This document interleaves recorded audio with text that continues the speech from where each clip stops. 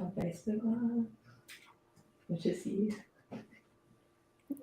You gotta record this. All right, we are live here with Jessica. Hey, Jessica. Hey, how are you? I'm good. I'm excited to have our conversation today around some short-term rental stuff. So, everybody, if you're out there, just hang tight. We're going to get started here in just a second.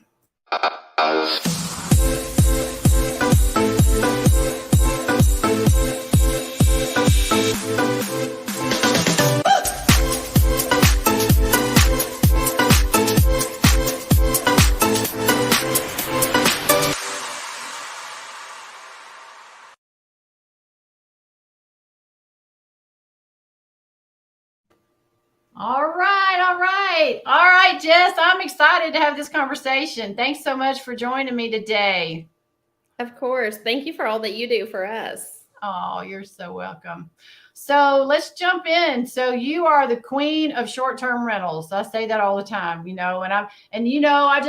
and Steve, we just bought our first one last year, and I'm calling you all the time for questions and ideas. So let's kind of go back in your journey. Let's start here.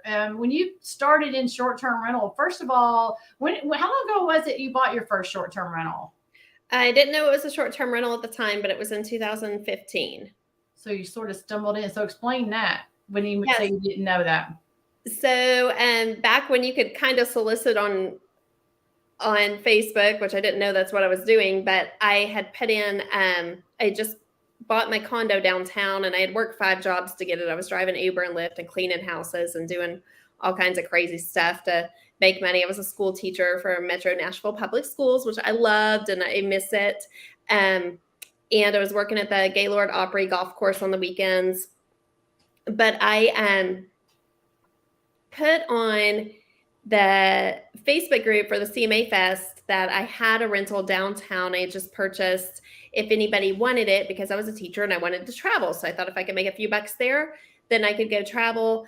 And a girl from Australia called me. She loved it. I took my big hefty computer around on Skype because it was before FaceTime and showed her the condo. And then she told me that her budget was $3,200 and I almost fell on the floor.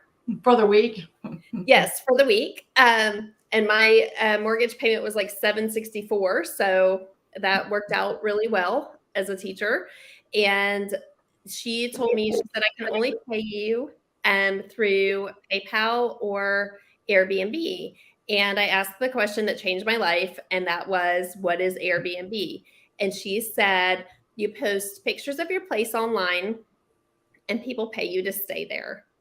And that's kind of how it worked. So I posted pictures online, and the next morning when I woke up, I had $8,000 in reservations, and that just kind of like triggered a bunch of things. There were definitely some hiccups along the way because I later learned that our HOA didn't allow this. And we had to have some meetings, and eventually the board allowed for short-term renting. So at the condos, and we now either own or manage 8 there, with a 9th one coming in December.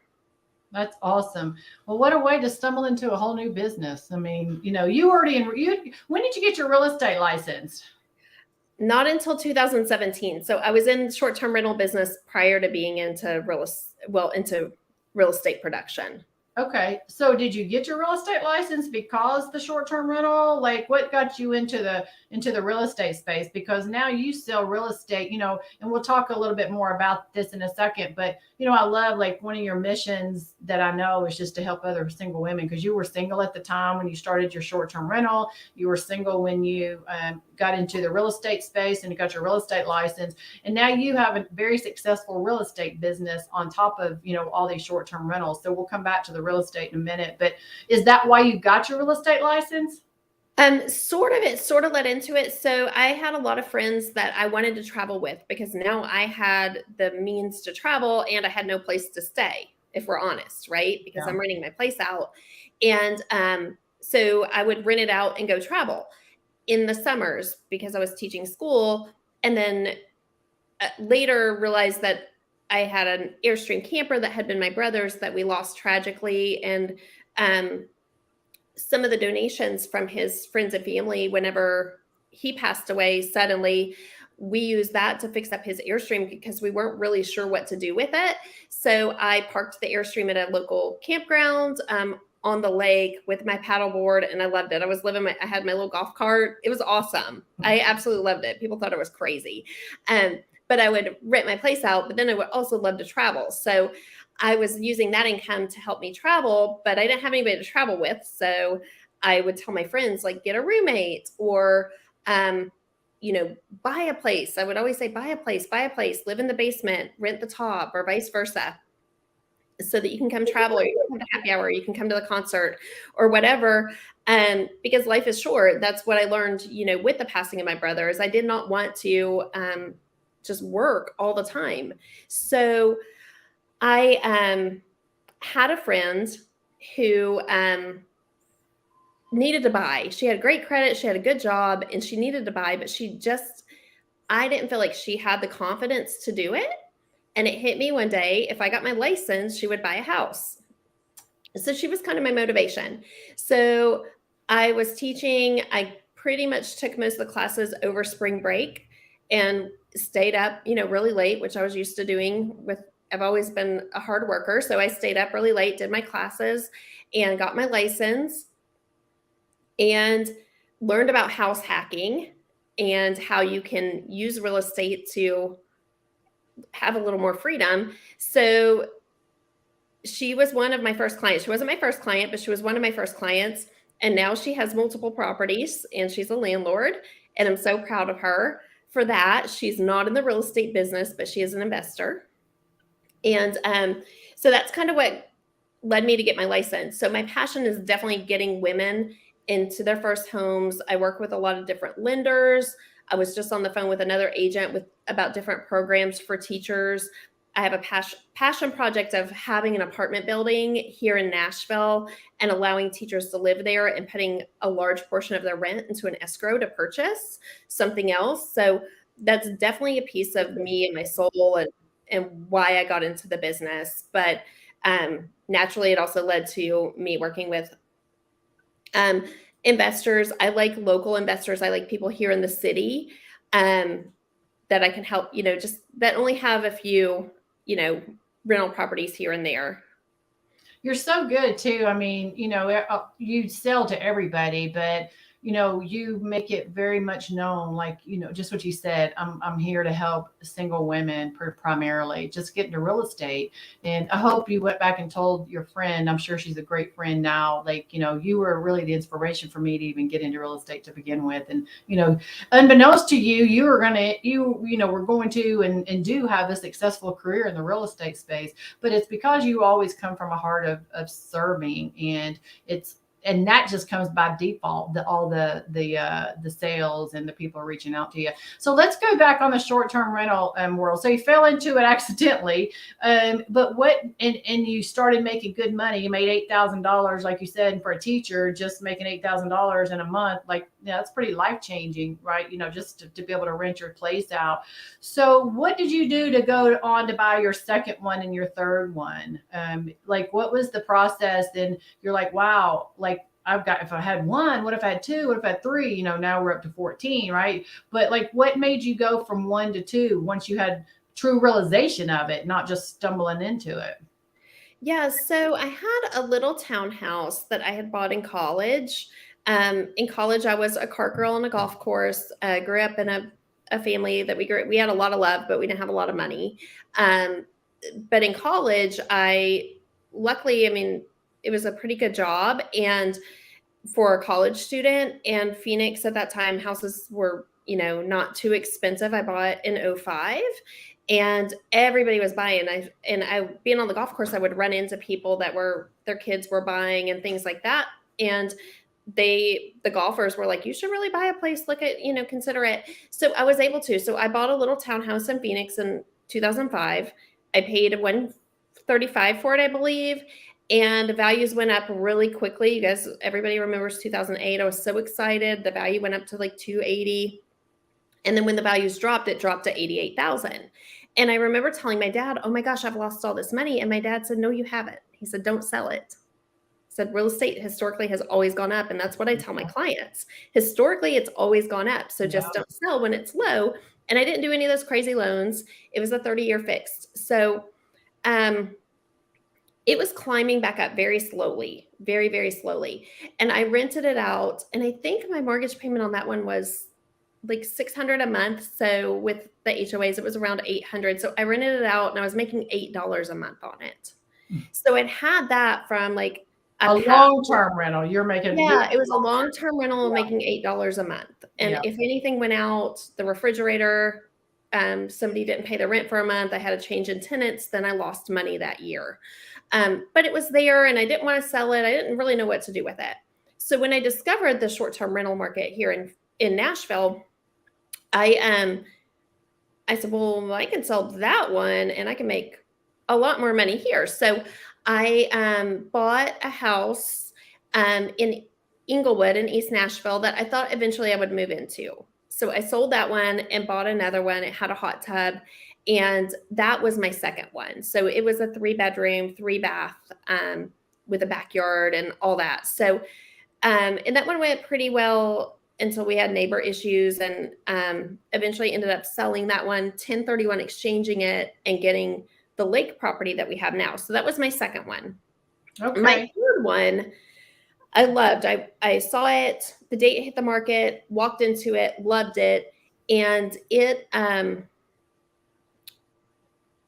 my brother was going to co-sign for me and he quit his job the day of closing. So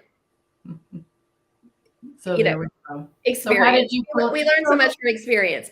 So luckily the realtor on the other side was awesome. I was always very honest with the realtors, like, I'm a rookie, or this is what I'm doing. And, everybody's been super kind, just with like transparency and honesty. And that realtor was so smart. She's like, well, let me introduce you to this hard money lender and all these things. So what happened was the owner of that house gave me a loan for $100,000 basically. So that was my down payment for the hard money lender.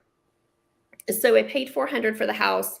I had a $100,000 loan with the seller, but it was at 0% interest and $0 a month for the first year. And then the hard money lender was at $300,000 at 10% interest, but it worked. So basically I get into the house with nothing down now. So I had the money to fix it. It needed to be fixed up. It needed a lot. It needed a lot of work, and it had a basement suite. So move into the basement suite, fix it up. We fixed the upstairs first, and it was it was a lot of work. But anyway, all that to say, it was creative. It was very creative financing. It was creative the way that we did it. It worked. I was able to refinance it. I think it appraised at $650 after all the repairs that we did. And so I was able to refinance it, no problem. And that's the way that one worked. And then eventually just like more condos. Another one I got in Florida, I had in the meantime met you and come on with EXP, and you invited me to Vegas. And I met Gloria Exum in Vegas. And I told her that I was all into this creative financing, house hacking, all these things. And we had a great conversation. And it was maybe a year later, 6 months later, she calls me and says, I have an opportunity for you in Florida. And I said, we're not doing any Florida. Like, I don't want them. I want to, when I go on vacation, I don't want to fix anything. And she said, no, you told me to watch out for you one. And she said, this is an owner that doesn't want to do anything. He wants to just walk away and leave all his stuff in there. He's embarrassed of, how it looks or whatever it was. And so we got that one with owner financing. So it was a 5% down and then a pretty fair percentage financing. And we still have that one, and he's happy with that agreement. So he makes his percentage every month, or his payment every month. And we didn't have to go through a bank for that one. So another creative financing ended up really well for us. But it's not just, in my opinion, it's not just, oh, well, you just had good luck. It's talking to people and sharing your story and letting people know what you're passionate about, what you do. Because the doors are there. We just have to, we have to make those connections and help people. I mean, I helped the seller got exactly what he wanted from us. So let's go back a step. Let's go back to, you kind of looked into it. So if somebody's listening here and they have no idea, they want to buy their first short-term rental, like what would be your, one or two things that you would recommend? When somebody comes to you and they're like, hey, Jessica, I want to invest, I want to be able to buy a short-term rental. What are the, one or two things that you would say to, this is what you need to do, right? You talked a little bit about, so I don't want to go into the financing side of it yet, but like, what is the first one or two things that you would recommend for somebody? So the first step I think is like playing around on Airbnb. Like look on Airbnb. We're on multiple platforms, but look on Airbnb and see, what's renting, see what the rates are, see if it makes sense to purchase there. And a realtor can help you with that. I have software, I have STR Insights, and I have AirDNA. And both of those softwares tell me, I mean, STR Insights is incredible because I just type in each day, it tells me where you want to buy based on rental revenues versus sales price of the home anywhere in the country. It's incredible. It's expensive software. So call a realtor that knows what they're doing, obviously, and see, but also make sure that you do have, a local bank, because the other properties I've had, they are non-warrantable condos. There's too many investors in those complexes. So you have to go a little bit, you have to think outside of the box, and you have to find investors or mortgage brokers that will lend on those types of products. So, but your realtor will be able to connect you with those people. The right realtor. The that right, really understands the short-term rental space, yes. Like, I mean, even myself, I've been in the business 24 years, and we ourselves just last year just ventured off into the short-term rental world. So now I feel like I've gotten knowledgeable to, in a lot of ways, and made a lot of mistakes, and reached out to you multiple times about, with just different questions. But it's different, I think, investing in that world, because we too have long-term rentals, but I think it's different. It's different things you need to know and you need to understand and all in the short-term world versus the long-term world. Absolutely. And even as a realtor, like if you don't understand that market, pair up with Kathy or I or somebody that does understand the short-term rental market in that area. If it's Gatlinburg, I've got people in Gatlinburg that can help you. I'm not going to try to sell you one in Gatlinburg, but I've got people that will help you in Gatlinburg. I've got people that will help you in Florida. And we've got some connections with, people that work in this space all over, no matter what city or state you want to buy in, right? Yes. And Nashville's super interesting because there's, because of the regulations, there are some that have to be sold as businesses now, and they're not necessarily real estate transactions. So you really want to make sure that you get with somebody that understands the regulations as well. I've seen and heard too many stories in Nashville of people buying, decorating, remodeling, and then they can't get a permit. So that's something that you want to make sure you're with. That was a question I was going to ask too, because not all cities, not all buildings, not all units can, and like you said, even after you stumbled into your first one, you found out, oh, my HOA doesn't allow it. Ultimately, they approved it, and now you have more than, a couple in that particular building.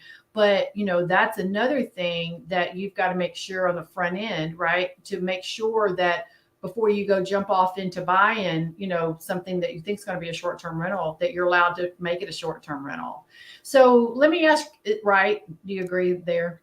Absolutely, 100%. And regulations change. For a while, there was a percentage piece of Nashville, and then there were type 1, type 2, type 3. That's all gone. Now there's, owner occupied and non-owner occupied. And people think that you can't get any at all anymore. And that's not true either. It's all based on zoning. A lot of the non-owner occupieds did become, phased out in January 1st of this year, but there's still opportunity in some of the zoning. So you just have to and there's no easy way to look for those. There's even as realtors in the MLS, there's no magic way that we can find what's zoned and what's not. So it's a lot of research on the back end, and your realtor will be working their butt off for you, trying to find these for you. But you definitely want to make sure that you understand, or that your agent understands, that world, because it's a different world than the long-term market. Yeah. So let's talk about the financing piece. Typically, when somebody buys an investment property, whether it be a long-term rental or a short-term rental, they're going to have to put 20 or 25% down. And so for people that are listening to this, maybe they don't have 20 or 25% down, nor do they ever think they can save enough to get 20 or 25% down. You mentioned a minute ago about hard money lending. But without that piece, not using that piece, what is another one or two ideas for somebody who's listening that, yeah, I'd love to invest in a short-term rental, but I don't have 20 or 25% to put down. What's another idea or two that they could look into to possibly be able to get a property?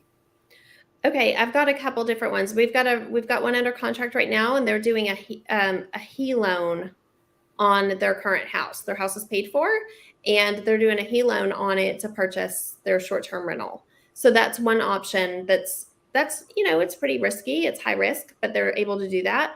Another one recently, she had an investment property that was a long-term rental, and she was able to use to tie those together, like her new purchase with they kind of put those on the same loan. So she didn't have to come up with any money out of pocket to purchase hers. And those were the last two that I did. On my last one, personally, they also used equity from one of my properties and the equity of the new property, and told me which amount I had to put down. They wanted 30%, no more than 70%. Loan to value. So if both properties together were worth $1 million, they would only loan $700,000 total. So I was able to get that one without having to come up with a full 25 or 30% down, because I used the equity. Those are the only ones I have two tied together because it's high risk, but I feel like any investment is risky. So those are some solutions that I came up with. On our Florida property, we were so broke from trying to do too many at once, really, that we almost did some of our own crowdfunding, where we basically said, "Hi guys, you know that we're in this world. We just bought one in Florida on the beach. If you want to send us $1,000, we're going to give you a week." And we're starting off. We're using that $1,000 to furnish this place because we didn't have the money to do it. We didn't have the money to fix it up. And so we did. We had friends book, and I was like, "I promise, if this doesn't go through, if it falls through, I will pay you back." But we raised $10,000. We had 10 people do it, so we had $10,000 to furnish a 1-bedroom and to do the remodel. I love it. Like, just being creative, and something else that comes to my mind for people that are wanting to jump into, and maybe you can talk a little bit more about this, is you can go buy a personal home, right? Depending on credit and all the other factors that go along with that. But you can buy a personal home. If it's your first home, you may be able to get in with no money down. But if it's one you've already owned a home and sold that, now you're buying another home, then you can get in with as little as 3% down, right? And so one thing that comes to my mind for somebody who's at the very, very beginning of it is go buy a home that has a basement, or go buy a home that has a separate wing to it that you can section off. Maybe it's not sectioned off right now, but there's an easy enough way to section it off, make a private entrance for it. And then you live in part of the house. So you've really got into it, not as an investor, but now you've taken part of the home and turned it into, an investment piece of property for yourself, right? I mean, for somebody that's just starting out, that's another way that comes to my mind, that, maybe just do that. Like, go buy a home and live in piece of it, rent the basement out, or rent, a portion of the house out. Ideally with a separate interest, you're going to make more return on your money that way. But just to get yourself started, to get the ball rolling. 100%, I agree with you. And we've done several of those. I tell my friends all the time, your first one is the one you're going to get the most help with. That's the one you're going to qualify for the first time buyer programs. That's the one you can get in with $0 down. And so if you can find one of these ranch style homes with a basement, you can live in that basement and in short-term rent the top. in most areas in Nashville, you can do that. You can get it permitted, you are truly owner occupied, and you live in that basement and you Airbnb the upstairs. And that's going to give you the most return on your money. And those houses truly aren't valued anymore because they're not true duplexes. Yeah. So you're getting 2 homes for the price of 1. Yeah. And your house hacking is what you're doing. So you're living there, you're renting the upstairs, you're walking away with cash, you're living for free, and then you can use, if the values go up, you can use that equity to get you the next one, or you just save until you do have the 10 or 20% down to buy your next one if you like doing it. It's hard work. Yeah. I laugh when people say that it's passive. I know. That's why I specifically use, I got a banner going across here and it says living a leveraged income, lifestyle, right? It's Yes. like it's leveraged income. It's not necessarily passive because, to your point, passive income is like, hey, you just put on autopilot and never have to touch it again type of thing.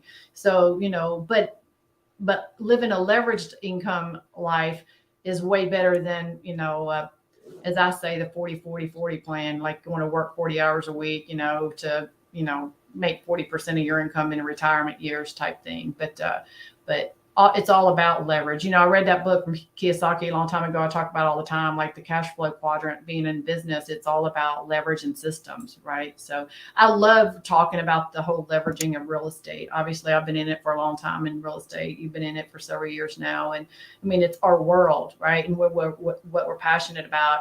And we're passionate about teaching other people how to create wealth through real estate. And, even ourselves, we've had these long-term properties, but when we delved into the short-term world last year for the first time, I'm like, wow, I'm way more a fan now of short-term rentals than I am long-term rentals. I mean, the return on the money is so much more. Yeah, the work is a little bit more if you're self-managing it like you do and we do too. But the return is so much better, at the end of the day. And if you love it, it's fun, and for me, I don't know if we'll ever get into like long-term renting again because I'm so passionate about getting people into their first house that I don't know how I feel about doing long-term rentals because I feel like they should go buy. But I do, if they're renting from me, I want to be helping them to purchase. Yeah. Want that temporary stop while they're building, whatever they need to build, credit, money to get into their first property that they're owning. Yes. Yeah. So if, wrapping my head around that, that's definitely a possibility. It's something that we might do. But as far as the difference in managing, I mean, I did have that rental in Arizona and I did have somebody that didn't pay for several months. And those things, and then you have the damage and you have those things where the short-term rental guests, they come in and most of them have their own homes. Yeah. And they have the income, they're not struggling to pay their rents while they're, using the short-term rental. And so they've already paid and then they're gone.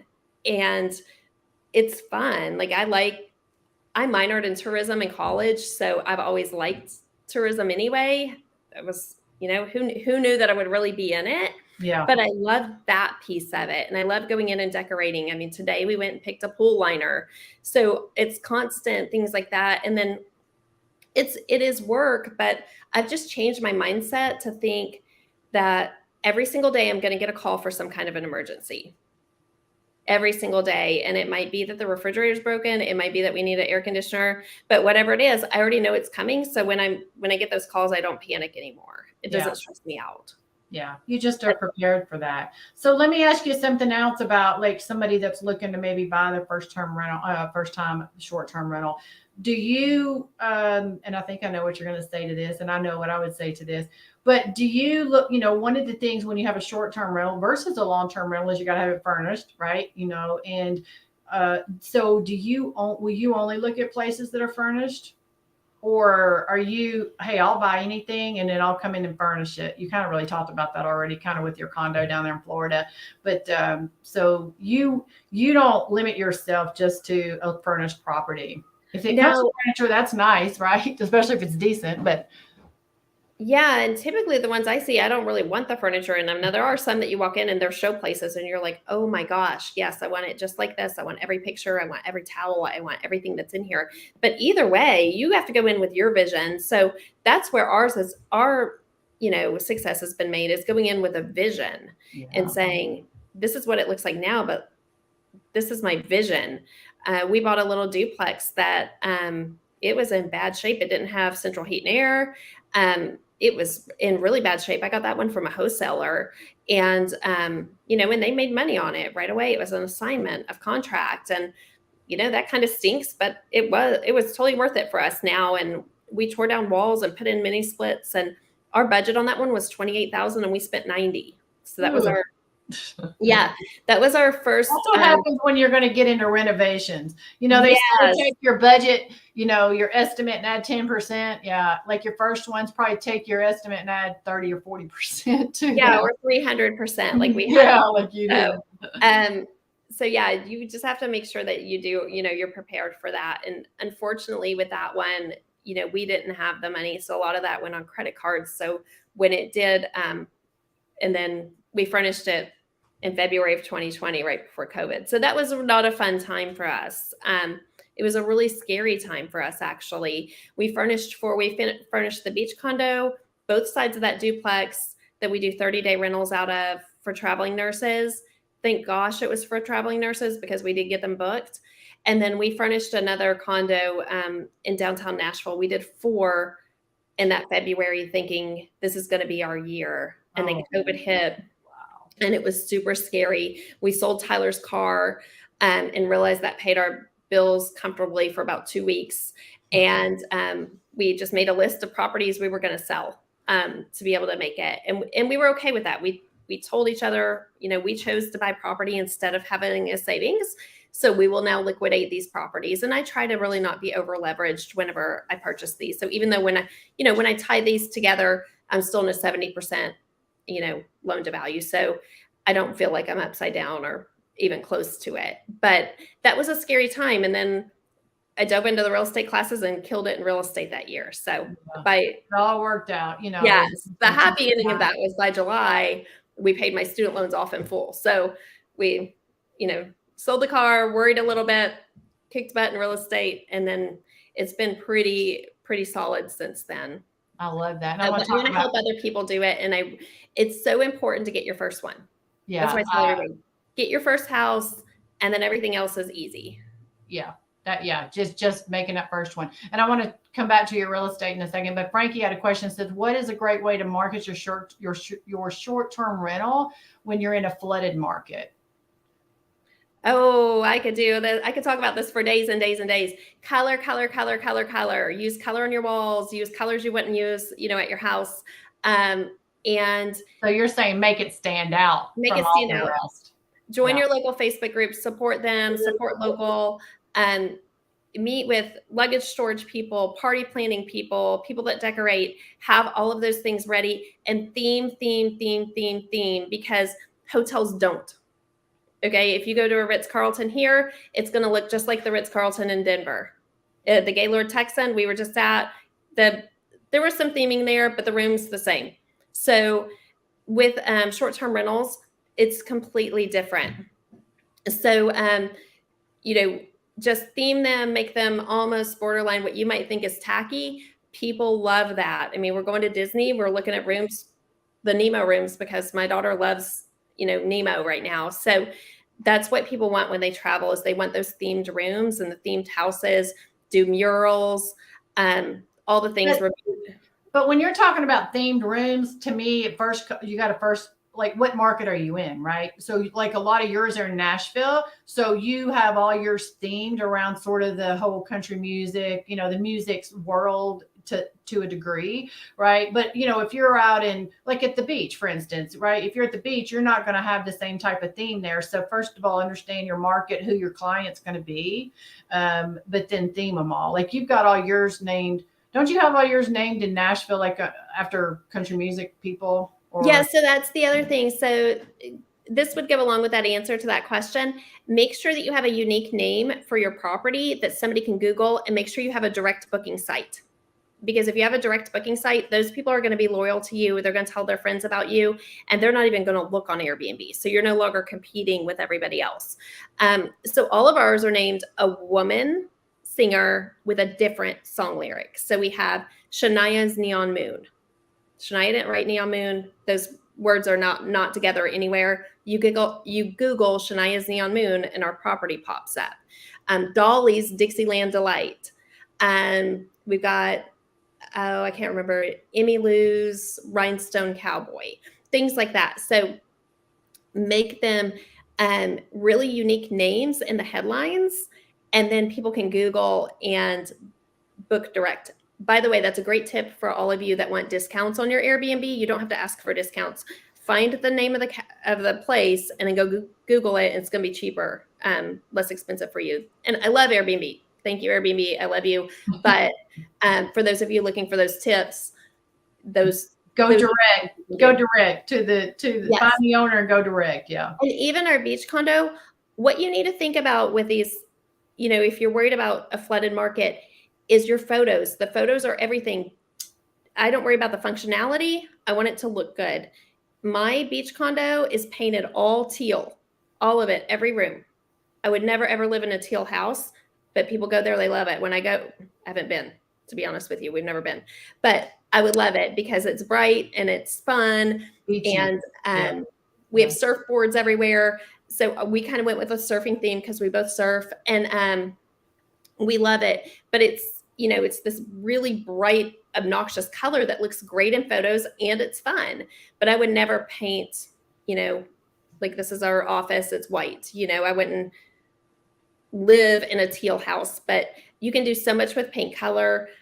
One big piece in each room, just like the hotels, if you think about that, one big piece of art in each room. So one really cool thing that you can get photoed in each room. In your photos, make sure that you take pictures of everything, take pictures of the inside of your cabinets, things like that. So you definitely want to stand out. You can also pay for Rank Breeze, which is a software that it shows you what the top properties are in your market.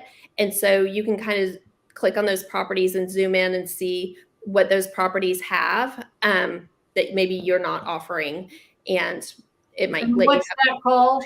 What is that? Rank Breeze. Rank Breeze. Yes. So the three things I heard you say is to theme, and do paint colors, right? And make it stand out. And then the third thing is photos, having a lot of great photos. So those are the three things that can separate you, from all the other places that are out there on Airbnb that everybody are looking at. So I love it. So, I kind of want to wrap up here with, let's switch over to your real estate journey. So you get into the Airbnb world or the short-term rental world and doing really well. And then you wanted to help people and you get your license, and, lo and behold, you've done amazing in that. You came on board. So you'd started with a local company here, just because I know you and I know your backstory. You started with a local company and loved it. You and I did a deal together. And then, we ended up chatting about EXP and you made that move. How long ago is that now? 3 years? That was in 2018. 4 years. Good heavens, time just flies. And you could talk about that deal and that house and what the buyer was buying, into that house was the same thing. Yeah. Like that's how we met. I had a listing and you brought a buyer, one of the first time buyers, and you were getting her into that property, and you and I did a great deal together with that. And then, I was going to ask you, so what was the thing, what you mentioned to me on the phone the other day, you said, when I made the move to EXP, it was really there that I really learned about, like, that really opened my eyes to the whole short-term rental world. Like, I don't think I would even be, so you didn't even know like what you didn't know. Right. But, what was that change, I guess, coming from the company that you loved and were very happy with, and then you made this switch over? What's changed in your business? And even in, talking about the short-term rental world, you made that comment I thought was interesting. Yeah. So a couple things with EXP that have been life-changing for me is before I even joined, we went to Vegas. You invited me to Vegas for our annual conference. Yeah. Mm-hmm. And I went and I met Gloria, who's the one that found us the condo in Florida. So that's one way, because she found that condo, and then, who knows what doors that has opened for us, but obviously that's brought us income that's helped us, continue to grow. And we have a great one in Florida, and people remember us because of that. And it's mostly friends that stay there. And then I've gotten referrals. So I think I've given her 6 or 8 referrals that she's closed. Yeah. So that's a huge piece of, our real estate journey. And then when COVID hit and we had to sell Tyler's car and all the things, we, which looking back, I should have probably just sold stock, but whatever. We dove into the real estate classes with EXP, the trainings, because we have 50 live hours of training each week. So I just wrote down on my calendar, because I was a school teacher and we weren't having school. If you remember, school was just canceled. Yeah, right. It wasn't even online. It was just canceled completely. And so I dove into classes. I wrote them all down and took, all these different classes. And in one of them, one of the presenters had helped write the CARES Act the day before. And he was like, if you're a realtor, you need to apply for this and this and this and this. And if you might get denied, but do it because it's all first come, first serve. And you should do it as soon as this meeting's over. So I was taking notes and I did it. And for the PPP, we didn't get any of that. But we got something called the EIDL, which is a loan, and it's a loan I have to pay back. But they gave me $115,000, and it's based on what taxes you had paid and all that stuff before. But you explain your situation, and they said, okay, this is what you might need to get through the next couple months. So we got that. We have to pay it back, but it's at 3%, which, is not bad. And it was the first time I was like, wow, our country cares that we succeed. And without this company, I wouldn't have known about this. So that was a huge point, a huge piece of not even being in real estate, but being thankful for what was offered to us that's related, but not related, if that makes sense. So very, very grateful for that. And then also and realize I can't teach elementary school and be a mom and have these rentals and help people get into real estate, which is what I'm doing now, and have all this production. So something's got to give. And we had health insurance through teaching. And so I always had great health insurance. So when EXP announced that they were going to start offering health insurance, that really opened the doors for us to be able to really put our heart and soul into real estate the way that we have. So those are all huge pieces of our journey. And then we love to travel. We love to have fun. And so all of the opportunities to go and meet other realtors and to be connected in these markets, so that if I look on my software and tell you need to be buying in Maryland to make the most return on investment, I can connect you with a realtor there. I love it. Yeah. Yeah. So you've done so well.